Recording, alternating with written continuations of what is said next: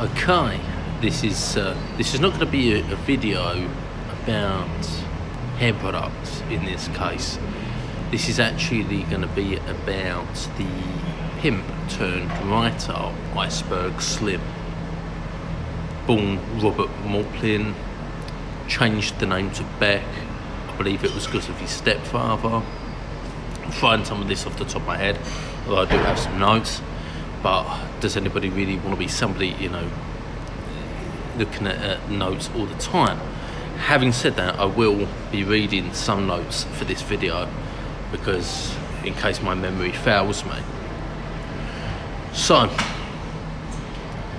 Iceberg Slim wrote Pimp, the story of my life, after his incarceration, and it is believed that in the time in prison, in really horrible conditions, he got in touch with the deeper side of himself, the stories of his life, the lessons he'd learned, the people he'd met, and he built characters as well.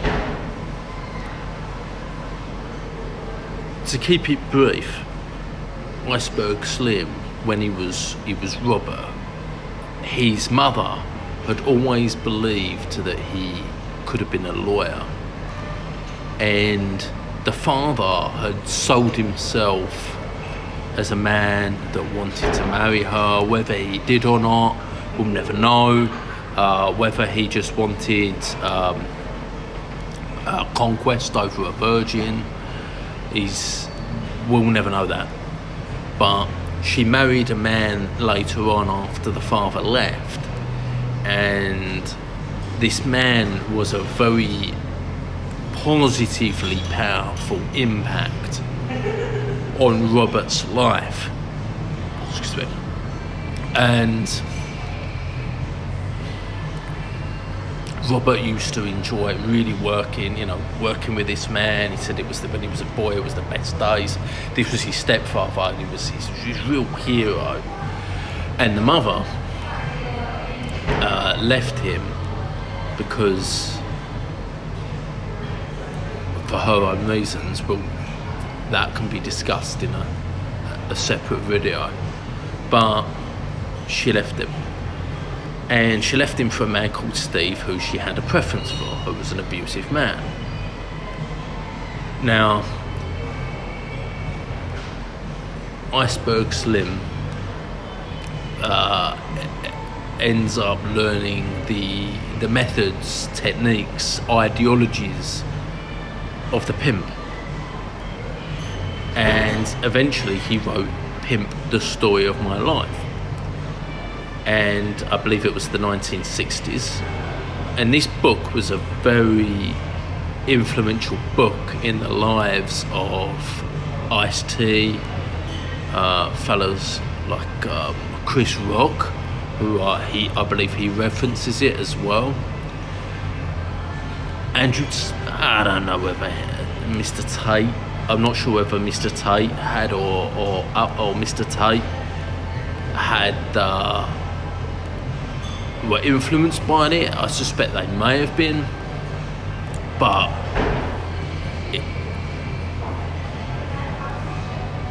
Iceberg Slim, Robert Beck, as a writer, wrote a lot of books. I mean, not as many as Stephen King or as many as Robert Pattinson, but he had a collection of books. The ones that come straight off my mind is Pimp, the story of my life, Trick Baby. We have some more. I've not read them. I stand corrected. The Naked Soul of Iceberg Slim. I did read that. It was a very interesting book about especially the chapter about a girl called Holly, who I believe gets into Hollywood, and Airtight Willie and Me, Doom Fox. This is a very select amount of his work, but there was a work, an idea that he had for 3 years, and that was maybe it would have been a pamphlet, or it could have been a book. But let's assume for this video, let's assume this audience that it would have been a book, and this would have been one of those unpublished books, unpublished works, and that is The Game for Squares. Now I'm going to start this video, well, semi-start this anyhow, by giving the credit to Iceberg Slim, Mr. Ian Whitaker, and Darius James. And Darius James wrote the book Blaxploitation in 1995. Ian Whitaker, can't recall the date off the top of my head, but he wrote the Lost Interviews. Iceberg Slim, The Lost Interviews. There were two books. The first book, actually, which really stands out in my mind, Iceberg Slim, when his employees, let's call them, for lack of a better word, were working, he wasn't sitting in bars, although I am right now, and he was actually sitting in libraries reading books on psychology, and one of those that gets mentioned in an interview was by Cole and Menninger of the Menninger Institute, and it was the human mind. Because Iceberg Slim, Rob Beck, was fascinated by psychology, and I'm going to bring this up now as well. He became a very hard-working family man, very, very hard-working man, from what I understand. But we're going to get to this right now. The Game for Squares. I wish I was wearing a blazer. I've got the old glasses for the square look. The first rule of the Game for Squares, and I give credit to Mr. Darius James, because my memory fails me, I've had a beer, is have an overlay. So bear in mind, this interview took place in 1990. The book came out in 1995. But his advice was for a man to be somebody in society that may normally be taken advantage of, in Slim's view, who was somebody who's a hard-working man, but could be taken advantage of. So by somebody in the pimp industry and one of his employees. So, an overlay, a projection. So, let's say you have a shortcoming. It could be you like the Snow White. It could be that you like the beer, you like the alcohol, liquor, whatever that may be. You say, oh yeah, that guy Timothy. Yeah, he's a real drunkard. He's a real loser. He's a real yeah. Or yeah, that guy Leslie. He's an absolute. That guy's a real gambler. He's bad. He's just. And I'm not giving a great impression of it, but I could go further, but we won't go into that. The answer is that it's a sense of I have this blame. Let's say the glasses are the blame, and you hand it over there. I think the people don't NLP anchor me to that, but whatever. Indifference for enhanced desire. Have it or pretend the state. So if you feel that indifference, or you pretend that you've got it, it will create a deeper sense of attraction, a sense of someone proving themselves. Let me check my notes. This is the quote: pretend indifference to enhance desire. I'll say it to you again: pretend indifference to enhance desire. The more titillated, which is, from my understanding, aroused, the more agreeable, keep them at bay until the desire is higher. So I'm going to rephrase that. So if somebody is let's say you're a man and a woman is very aroused, the more aroused she is, you keep her at bay, hold her back a bit. You don't just go, it's time this is on. No, it's not on for you. It's not on for you. Oh, but in her case, it's on for me. No, it's not on for you. It's on at a later point. Which is, by the way, wrestling does this all the time, because they build up a match for a while. You know, they're not going to give you that match straight away. Take WrestleMania, for example. They are not going to just give you that match. They're gonna build that thing. And SummerSlam as well, the biggest match, biggest fight of the summer, right? So there's that. And that, by the way, that may actually include, even if the match has happened before. I'm not entirely sure on this one, but I think that would be a big case. So from that, the ego will begin to become more inflamed, more aroused, I'll say it again. Their ego, from a velvet smooth rejection, will push them to capture you through revenge.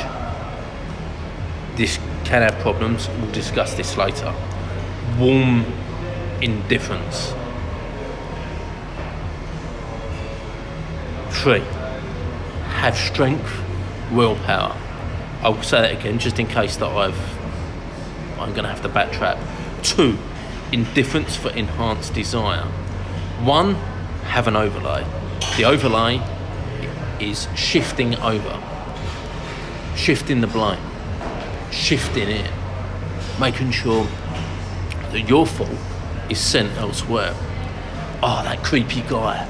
Oh, that guy's so fucking weird. You know, that guy's so whatever. 2. So enhanced desire. 2. 3. Strength and willpower. Now this is from the text of Mr. Darius James.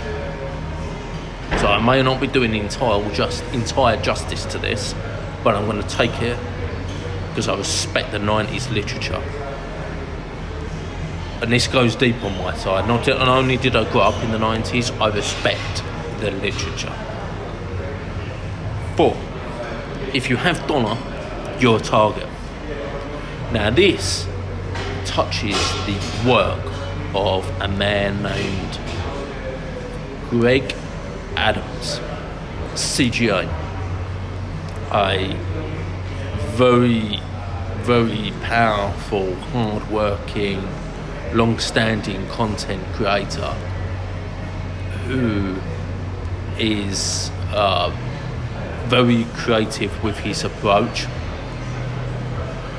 He has a criticism of the high-value man. He believes that a man with money will become a high-value target by the fairer sex. Knowledge of the game makes you impervious to female attack. Now, this would, I would suggest, work on the basis of that you read the book Pimp by, as mentioned, Iceberg Slim. And it would be what he talks about in that book. I will also mention though he had reflections later in life. That if I'm not mistaken, that's actually an album he brought out. He brought out a song, I think it was called Reflections. I'm saying this, some of this from the top of my head, some of this from notes, but I don't want to be throwing an essay at you verbally. If you hear me on this, you have to pass them up. Sometimes you've got to fail to take advantage of an opportunity. So there's a big opportunity, and it can be great. It can be really, really great. But sometimes you've got to turn it down. You've got to be that man that turns it down. No, I won't be doing that. I'm going to use wrestling again as one of my elements. A champion. Everybody wants the champion for a championship match. But say there's a challenger, and the champion is so irritated by that man. I'm going to borrow Cody Rhodes. And Cody says, come on, I'm challenging you. You want this title? Come and get it.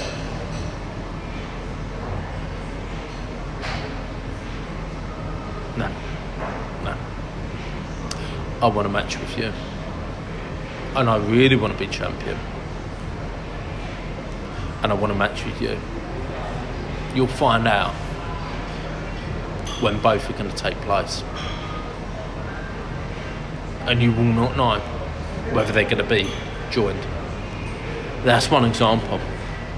From what I understand, I'm a wrestling fan, obviously. Or maybe they you see Mr. Rhodes, they may be both. It could be a championship match, or it could just be a match between me and you. So, because everybody wants that championship match, they want the title. The same with the man Gunther, with his World Heavyweight Championship or whatever he's got. So, you do not take advantage of the opportunity, you decline.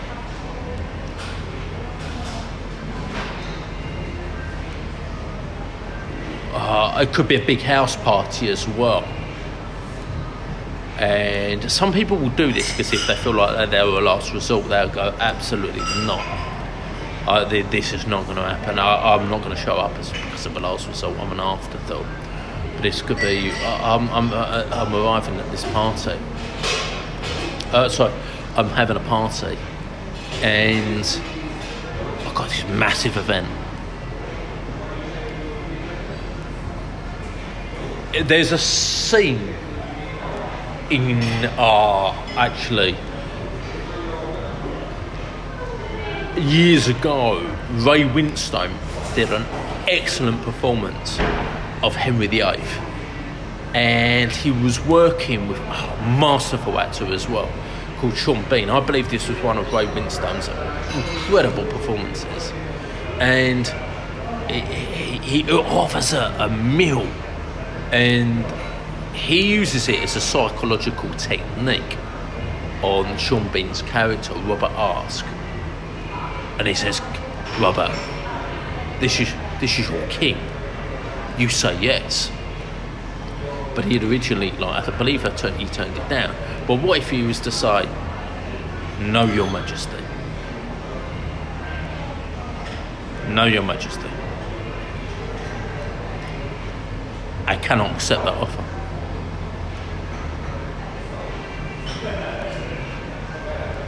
There was a point I cannot. I've considered it. I'm attracted to it, and I will in the future, but I cannot right now. Very, very powerful. So, if offered, you do not. He calls this the proud. So the proud is pretend rejection to increase desire. That is what's known as the proud. It's it's an American slang. They used a lot of slang in these books. So something about the Georgia as well. I'm saying this off the top of my head now, and the don't messing with I don't go messing with the Georgia, which is another word for I do not get manipulated for intimacy, physical intimacy. The why. So, 7 strengths, strength and willpower. Alert and strong. Just going to make sure that I've not missed anything. Have strength and willpower. Actually, I've my apologies. I've repeated that. Damn no. Never mind. 3 and 7 are apparently the same. The why. Why is she intimate with you? Don't assume it's because you're so wonderful. This is what they discuss in this interview.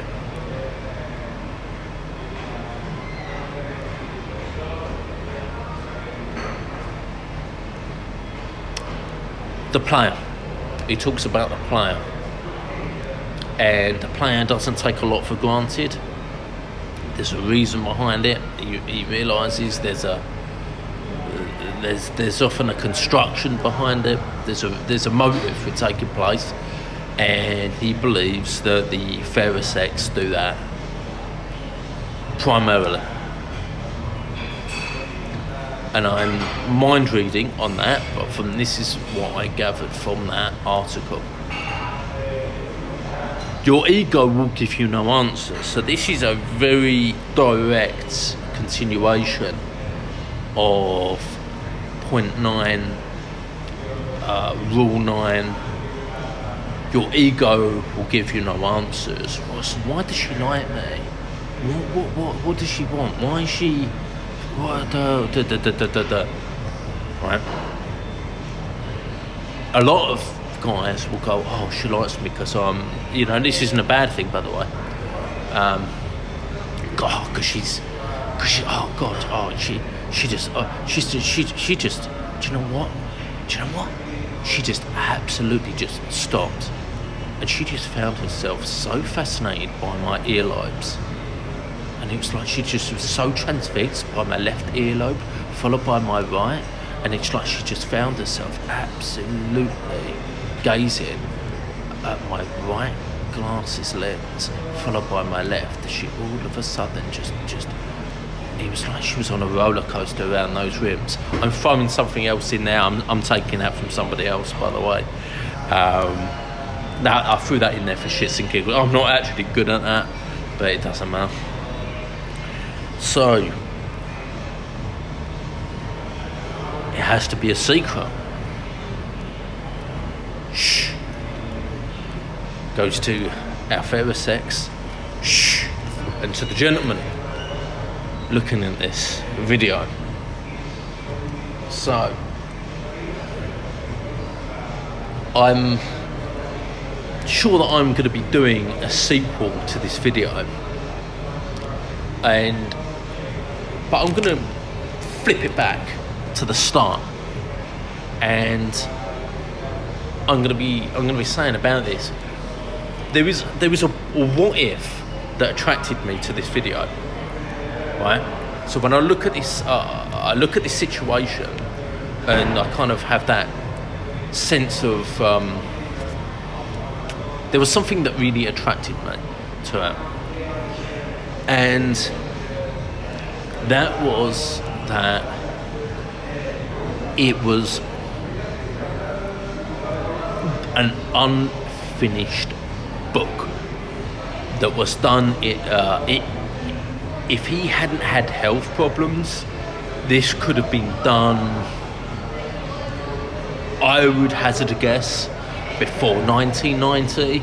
This book could have been done in potentially 1987. Actually, that was the year I was born. Old guy, right? I need some of Adrian Toombs' formula. Yeah, have a read up on that one. And so, but we're going to go through this again very, very, very swiftly. The game for squares. We're not going into Pimp. This would be a much longer video if I went into Pimp, but I know Ice-T liked it. Ice-T liked it. Ian Whitaker was very drawn by it, and who else? I think Dave Chappelle actually had some kind of attraction to it, and it was very it's been very influential. I'm not sure if Vanilla Ice was engaged by this book, like well, he was engaged by Pimp, excuse me. He wasn't engaged by this book. Another element I've not discussed is that you would look, the idea would be that you would look like you're, it's not, if you were to imagine right now, I'm wearing a suit, or imagine yourself wearing a suit, right, and you're wearing the old square glasses, maybe the trick, so be it. You would have the knowledge and the wherewithal to be cautious. I'm not entirely sure what this book would have been like in its entirety. I took a couple of liberties. My art is not great. I am not the artist of my family, but I figured I'd do a little fun art for this video. So again, bam, have an overlay, shift it over. It ain't me, it's him. I'm drinking a beer. I'm drinking a beer today, excuse me. And flip it over. Indifference for desire. Indifference is either you feel it or it's a state that you pretend to have. Easier said than done sometimes. Strength and willpower. Determination, there'll be focus. There's another thing as well. He did mention this in his other book, Pimp. And I'll leave this in at the end here. Build the screen in your mind, write the script for what you want. Easier said than done, but any fall, he talked about a fall, you build the screen in your mind and you write the script for everything that you actually really want. If you've got money, you must be cautious. Guys that lead with their wallet, guys that wear a suit, can go very well. I cannot say this across the board. Women have earned a lot of money. They earn way more than guys now. So that may not be the case, but you can be a target. It has happened time and time again. I'm going to also say this. It can be transactional, and it can turn to absolute desire.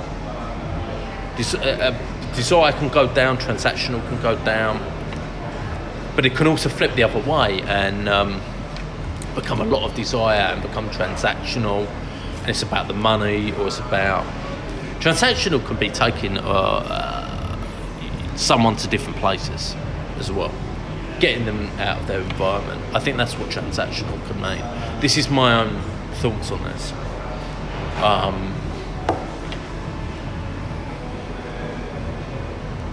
Let's say we're in England. Let's say you're into London and you take a girl to the Isle of Wight, or you take her to the Isle of Man. By the way, I don't think that taking a girl to different places is a bad thing. I really don't. And there's chapters in other books, get her out of her environment. I would argue what is a comfort zone? Is her own environment a comfort zone, or is the place that you take her to a comfort zone? So that's a very different thing. I'm going into different areas here with this video because I'm kind of exploring, I'm unloading. Knowledge of the game makes you impervious to female attack.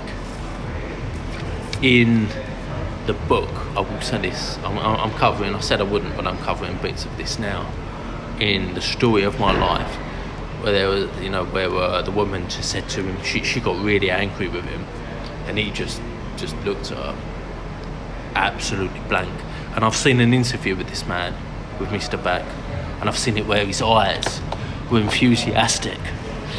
he says, when you have to do with something stupid, you have to justify why you did that stupid thing. And then he looks at the woman and he just... So anyway, let's move on from that. You have to pass them up. Big opportunity, but you turn it down. Rocky is a good example with Sylvester Stallone. Sylvester Stallone got offered a certain amount of money to do a movie, but he believed in himself. He looked at himself and went, no, I can see myself in this role. I can picture myself, feel myself. Whatever, maybe you could hear the music, not this music, playing that part. He declined. And look at the opportunities he's got, and he worked hard though. He did that script in 3 days. Iceberg Slim did his script, his book, in a very short amount of time as well. Willpower. Why is she intimate with you? There you go. What's the catch? Some guys have really loved a woman or adored a woman, they found out that they're the fucking rebound guy. You know, man, she's literally, it's like Alice in Wonderland, and she's like, yeah, I'll step in that door, but I'm going to lock that door, and in fact I'm going to shut that thing down. I don't mean this, by the way, disrespectfully to women, by the way. I do believe that CGI has some ideas of compartmentalisation. It can be like Freud had this, or it can be this. We ain't going into that. The ego as well is also with the it goes with the guy here. Oh yeah, she wants me because of my glasses. She really desires my glasses. She finds me absolutely so, I don't know what, so attractive, so arousing because of my glasses. And it could be another reason for that, you know. And equally, her own ego could be, this guy pushed me away, or he just was, you know, completely non-present, and that's why I really wanted him, because I had this. I'm playing with the camera now because of this slate. This is mine for guys, but if women enjoy this, hopefully that's cool. And there's that. So, and I use the imagination to, is it run free? And just going to see if there's any more notes here.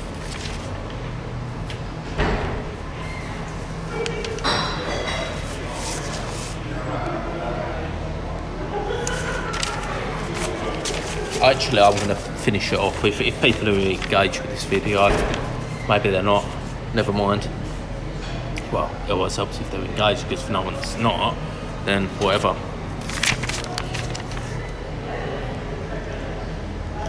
I think it was another example was, this fool has $15 in the bank. Can you believe his behaviour? The overlay, as we say. Anyway, I believe that's the notes. So we're going to get back to the title, isn't it? Is the game for squares. Other people have written books on this. It's been covered now. I am not the first guy, obviously, to do this damn thing, but I suspect that I'm the first guy, maybe I'm not, to cover this book on YouTube. And I'm going to say now, to those that listen, see me, feel, listen, relax into it. Thank you very much for listening. Let's close this off. Thank you.